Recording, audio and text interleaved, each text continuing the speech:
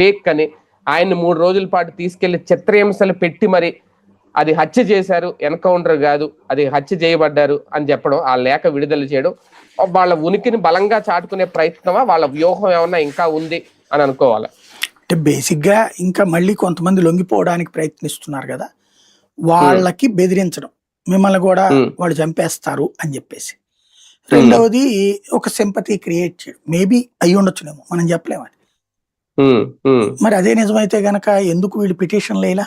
Urban నక్సలైట్లు ఉన్నారు కదా, వాస్తవంగా నక్సలైట్లు అడవుల్లో ఉంటే వాళ్ళ తరపున డబ్బులు కలెక్ట్ చేసి పంపించే బ్యాచే అర్బన్ నక్సల్స్. వాళ్ళు బహిరంగ సమాజంలోనే నక్సలైట్ల గురించి ఓపెన్ గానే మాట్లాడతారు, వాళ్ళు కరెక్ట్, వాళ్ళ సిద్ధాంతం వాళ్ళదే అని చెప్పేసి. వాళ్ళు కోర్టులో వేస్తారు కదా కేసులు, ఎందుకే లేదు ఈ పోస్ట్ మార్టం చేయించాలి సపరేట్ గా అనేసి. అంత్యక్రియలు ఎవరి చేత చేయించాలన్న దాని మీద జరిగింది, వేగంగా చేయించాలి దాన్ని. ఇట్లాగ హింస పెట్టారు, కొట్టి చంపారు, పోస్ట్ మార్టం అట్లా చేయాలి ఆ రూట్ లో అడగలేదు కదా. అడిగితే గతంలో అట్లాంటి తీర్పులు ఇచ్చిన సందర్భాలు చాలా ఉన్నాయి.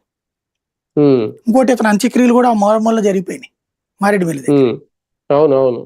ఏ కేజీహెచ్ కో తీసుకొచ్చి ఎక్స్పర్టైజేషన్ తో చేయించాలని ఎవరు అడగలేదు ఏంటి? అంటే అర్బన్ నక్సల్స్ కూడా భయపడిపోయారు అప్పుడు. ఒకటి హెడ్మాన్ అట్లాగా క్రూరంగా చంపితే తప్పే, సేమ్ టైం హెడ్మా చంపిన పోలీసులు, హెడ్మా చంపిన గిరిజనులు వాళ్ళని కాళ్ళు నరికి చేతులు నరికి చంపారు.